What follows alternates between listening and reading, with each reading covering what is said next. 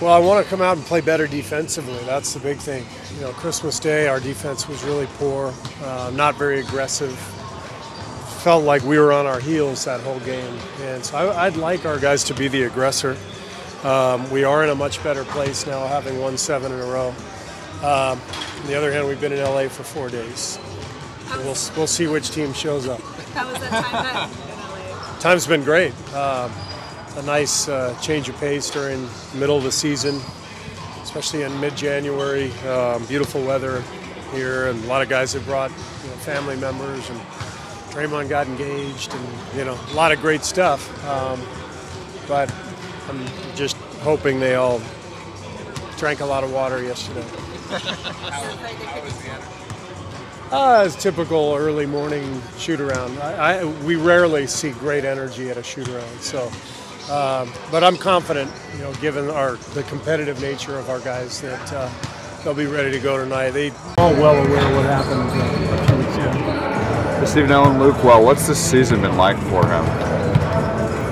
Well, we stay in touch. We talk or text, probably every week, and I can't answer for him in terms of what the season like has been for him, but I know him so well. He's cut out for this. He's got the perfect temperament to deal with the ups and downs of an NBA season and the drama that goes on and everything else. So I think he's doing a great job. And with all the injuries they've had, I think they're probably where they're supposed to be. And as they get healthy, we know how good they can be. We just saw it a few weeks ago.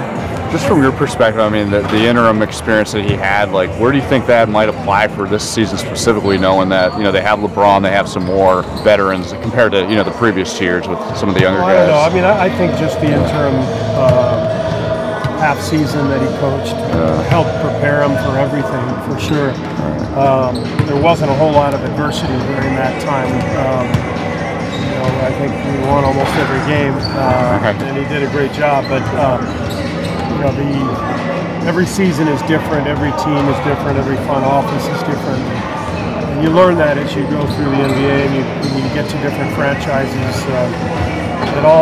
Everyone operates a little differently. And so part of your job as a coach is to operate smoothly within your own circumstances, and that means managing not only your players, but managing the group of people around you in the front office, assistant coaches, ownership. You really have to forge relationships with everybody, and when that happens, that's when you get the type of momentum that you need. And Luke's the perfect guy to forge those relationships because he's so easygoing and smart and fun to be around. And so I have no doubt as I said, he's just cut out for this job. Your team has rarely laid an egg in a national game the way they did. What was the takeaway after that? Was it embarrassment?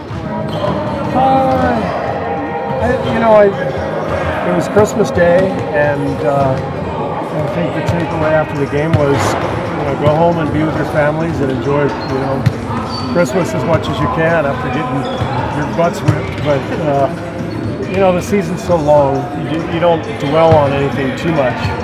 You kind of move forward, and whatever the circumstances call for, that's what I try to point out as a coach. So we didn't dwell on that game too long. We just moved on. But you also remember that game. It's in the back of your mind the next time you see a team. And if you're as competitive as these guys are, that helps motivate you for the rematch. Steve, how have you seen the market develop I don't really remember his first few years in the league.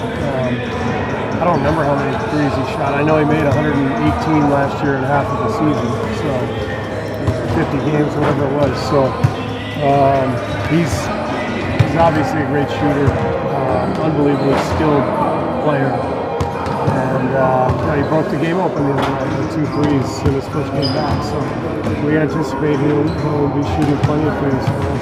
What do you think of his defense?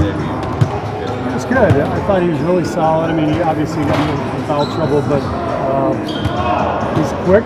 You know, he drops on pick and rolls and understands how to take a charge, which he did the other night. Understands how to use his hands for steals. He's got very quick hands. Anticipates well. He sees the game really well. And he just feels it, and so that puts him in position defensively to succeed.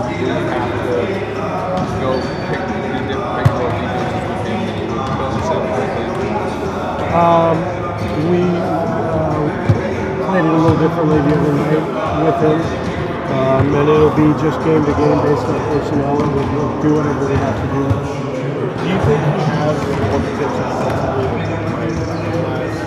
Do you think he's focused so much on the offensive game that he's going to break that he hasn't You know, I think so much of the focus these days is on pick and roll coverage. The game is so spaced out and fast. So you focus on that, but there's always going to be a place for a guy who's a big physical player on the team. And you know, he's that. He takes up space, he knocks people around, he gets inside position, and there's not much you can do. So, you know, it's he's going to help us in that regard. You know, especially against certain matchups. Tonight will help us. You know, Zubac killed us last week. He's a really skilled big guy in the paint. So, you know, we'll need him against a lot of different matchups. And like all players, he's got strengths, he's got weaknesses. It's our job to accentuate the positive and try to mitigate the weaknesses. You already see kind of the power of rebounding that he brought the other night. Oh yeah, that was very, you know, it was good to see. You know, just the clearing space. The ball goes up, and it's like, oh yeah, nobody else is getting it. We haven't had that. We've been a scrappy rebounding team the last few years. We've had some of that. You know, Zaza and David West, very physical players. Well, we're talking about a guy who was in his prime and capable of playing big minutes when he's fully in shape and healthy. And so it's intriguing, you know, the possibilities. But I also want to temper all the enthusiasm because it was only one game, and there's a long way to go and a lot of work to do in the meantime. All right, thanks everybody. Thanks, Steve.